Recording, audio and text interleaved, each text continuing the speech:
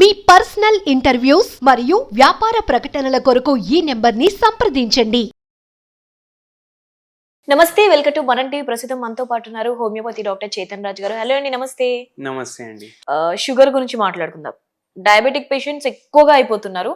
So general గా చాలా ఏజ్లలో చూస్తున్నాం, ఈ ఏజ్ ఆ ఏజ్ అని కాకుండా. సో జనరల్ గా అయితే ఈ సీజన్ లో, ఈ వింటర్ లో ఈ డయాబెటిక్ పేషెంట్స్ ఏం తినాలి, ఏం తినకూడదు, వాళ్ళ లైఫ్ స్టైల్ ఎలా ఉంటే బాగుంటది అంటారు, కంట్రోల్లో ఉంటది?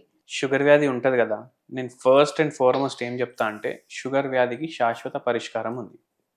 ఎట్లా? వాళ్ళు రెగ్యులర్లీ హోమియోపతి మెడిసిన్ వాడాలి. మన క్లినిక్కి వస్తే మనం ఏం చేస్తాం, డీటెయిల్లో కేస్ టేకింగ్ తీసుకొని వాళ్ళకి సెట్ అయినట్టు వాళ్ళ ప్రకృతి ప్రకారం, కాన్స్టిట్యూషన్ ప్రకారం మనం వాళ్ళకి మెడిసిన్స్ ఇస్తాం.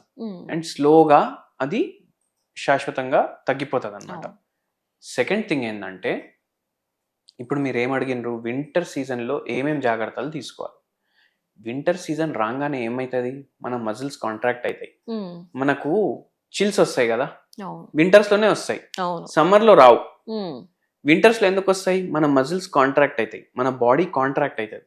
మళ్ళీ షుగర్ పేషెంట్లకు ఏమవుతుంది అంటే ప్రాబ్లం, ఇప్పుడు బేర్ ఫీట్ నడుస్తారు అనుకోండి, బేర్ ఫీట్ నడిచినప్పుడు ఏమైనా గుచ్చుకుంది, మనకు గుచ్చుకుంది ఏమన్నా, మనకు 4 రోజుల్లో తగ్గిపోతుంది. కానీ వాళ్ళకి ఏమవుతుంది, వాళ్ళకు షుగర్ వ్యాధి వల్ల వాళ్ళ నరాలు కూడా ఎఫెక్ట్ అవుతాయి. డయాబెటిక్ న్యూరోపతి అయిపోయింది అనుకోండి, సెన్సేషన్ ఏమో సరిగా ఉండదు, అండ్ షుగర్ లెవెల్లు పెరగడం ఛాన్సెస్ ఉంటే వాళ్లకు డయాబెటిక్ ఫుడ్ కూడా అవ్వచ్చు, గ్యాంగ్రీన్ లాంటి ప్రాబ్లమ్స్ కూడా అవ్వచ్చు. అండ్ ఏం చేస్తారు చాలామంది, ఇప్పుడు మనం కాళ్ళు వాష్ చేయడానికి కూడా భయపడతాం, ఎందుకంటే నల్లో ఫుల్ కోల్డ్ వాటర్ వస్తాయి చలికాలంలో. అప్పుడు మనము కాళ్ళు వాష్ చేసిన తర్వాత అవి సరిగా డ్రై అవుతున్నాయా లేవా అది కూడా మనం చూసుకోము. సో కంటిన్యూస్లీ కాళ్ళు వెట్ ఉంటే, ఇప్పుడు కొందరికి ఏం అలవాటు ఉంటుంది, లేడీస్కి ఇంట్లో వాళ్ళే ఉతుకుడు గిట్టుకుడు పని చేసుకుంటారు, దాంట్లో వెట్ దాంట్లో ఎక్కువసేపు ఉంటాయి. మళ్ళీ వాళ్ళకి షుగర్ వ్యాధి ఉంది అంటే వాళ్ళకి ఏమవుతుంది, ఆల్రెడీ బ్లడ్ షుగర్ ఎక్కువ ఉంది, ఎక్స్ట్రా సెల్యులర్ లెవెల్లో కూడా షుగర్ ఎక్కువ ఉంది వాళ్ళ బాడీలో, ఈజీగా ఇన్ఫెక్షన్స్ అయ్యే ఛాన్సెస్ ఉంటాయి. సో మాయిశ్చర్ అక్యుములేట్ అవ్వకుండా మనం చేసుకోవచ్చు. ఇప్పుడు చిన్న టో ఉంటుంది, చిన్న ఫింగర్ ఉంటుంది కాళ్ళలో, దాని మధ్యలో కొందరికి వైట్ అయిపోతుంది, గ్రీన్ కలర్ వైట్ కలర్, ఎందుకు? అక్కడ ఫంగల్ ఇన్ఫెక్షన్ అయిపోయింది. షుగర్ వ్యాధి ఉన్నోళ్ళకి ఇంకా ఎక్కువ అవుతుంది, షుగర్ వ్యాధి ఉన్నోళ్ళకి ఇంకా ఎక్కువ అవుతుంది. ఎందుకు? వాళ్ళకు ఆల్రెడీ బాడీలో షుగర్ ఉంది, మనం న్యూట్రిషన్ ఇస్తున్నాం ఫంగస్కి, దానివల్ల జర ఎక్కువ అవుతుంది వాళ్ళకి ప్రాబ్లం. సో అది కాకుండా మనం కొద్దిగా డ్రై పెట్టాలి feet. And second and foremost important ఏంటంటే, ఇప్పుడు చలికాలం ఉంది, మనకు దాహం అంతా అవ్వదు. షుగర్ వ్యాధి ఉన్న వాళ్ళకి ఏమవుతుంది, ఈజీగా ఇన్ఫెక్షన్లు అవుతాయి. ఇప్పుడు కూడా ఇన్ఫెక్షన్ గురించి మాట్లాడినాం కదా, ఇప్పుడు వాటర్ సరిగా కన్జ్యూమ్ చేయకపోతే యూరిన్ అవుట్పుట్ కూడా సరిగా ఉండదు. కానీ బాడీలో అయితే షుగర్ ఉంది కదా, ఏమవుతుంది, వీళ్ళకి ఫ్రీక్వెంట్గా యూరినరీ ట్రాక్ట్ ఇన్ఫెక్షన్స్ అయ్యే ఛాన్సెస్ ఉంటాయి. ఎందుకు? కిడ్నీ అయితే కంటిన్యూస్లీ ఫిల్టర్ చేస్తుంది, మన కిడ్నీ ఎంత ఫిల్టర్ చేస్తుంది దానికన్నా ఎక్కువ కిడ్నీ వాళ్ళది కంటిన్యూస్లీ పనిచేస్తుంది అనమాట. ఎందుకు? ఉన్న షుగర్ని బయటికి పంపించాలి. సో బ్లాడర్లో షుగర్ క్వాంటిటీ పెరిగిపోతుంది, దాంతో యూరినరీ ట్రాక్ట్ ఇన్ఫెక్షన్స్ అయ్యేది కామన్ అయిపోతుంది. అందుకే మీరు వాటర్ కన్జంప్షన్ కూడా సరిగా చేయాలి. మళ్ళీ దాని తర్వాత ఏంటంటే, ఇప్పుడు చలికాలంలో 4ంటికి 5ంటికి జర ఆకలి అవుతుంది కదా, మనం ఏం చేస్తాం, పకోడీలు చేసుకుంటాం, బయటకు వెళ్ళి ఏమైనా తెప్పించుకుంటాం, మిర్చి బజ్జీలు తెప్పించుకొని తింటాం. ఎన్ని తింటున్నాం మర్చిపోతాం, ఎందుకంటే అరే వేడి వేడి చలికాలంలో వేడి వేడి బజ్జీలు తింటే జర బాగుంటుందని. అవి తినడం వల్ల కూడా మనకు షుగర్లో ప్రాబ్లం అవుతుంది. అందుకే బయటవి తెప్పించుకొని తినకండి ఫస్ట్ థింగ్.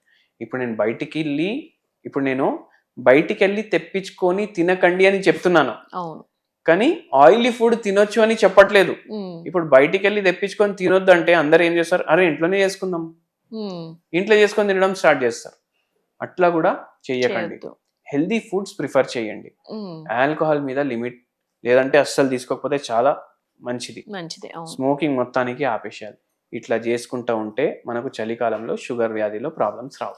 రైస్ గురించి ఏం చెప్తారు? జనరల్ గా డయాబెటిక్ పేషెంట్స్ రైస్ చాలా అపోహ ఉంటది, ఎన్నిసార్లు తినాలి, ఎంత తినాలి, మళ్ళీ రోటీస్ గురించి కూడా. రైస్ తింటారు కదా మనం, మనం రైస్ తింటాం, ఎప్పటి నుంచో కాలం నుంచి రైస్ తింటున్నాం.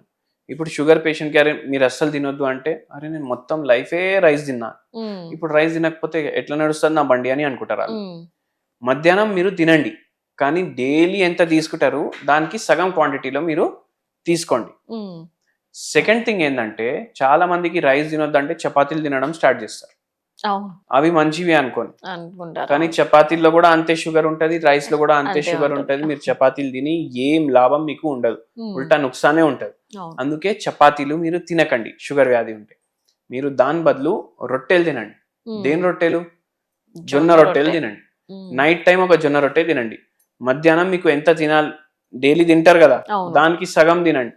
మార్నింగ్ మీరు టిఫిన్ లో రాగులతో చేసిన దోశలు కానీ, ఇడ్లీలు కానీ, కొర్రలతో చేసిన ఉప్మా, ఇడ్లీలు, ఇవి ప్రిఫర్ చేయండి. వైట్స్ కార్బోహైడ్రేట్స్ తగ్గిస్తేనే బెటర్, చాలా బెటర్. మైదా పిండి అయితే అసలు టచ్ కూడా చేయొద్దు. మనం ఇంట్లోకి వెళ్ళి కూడా ఉంటే కూడా పడేసేయండి. అట్లా చేస్తే మన లైఫ్ హెల్దీ అవుతుంది.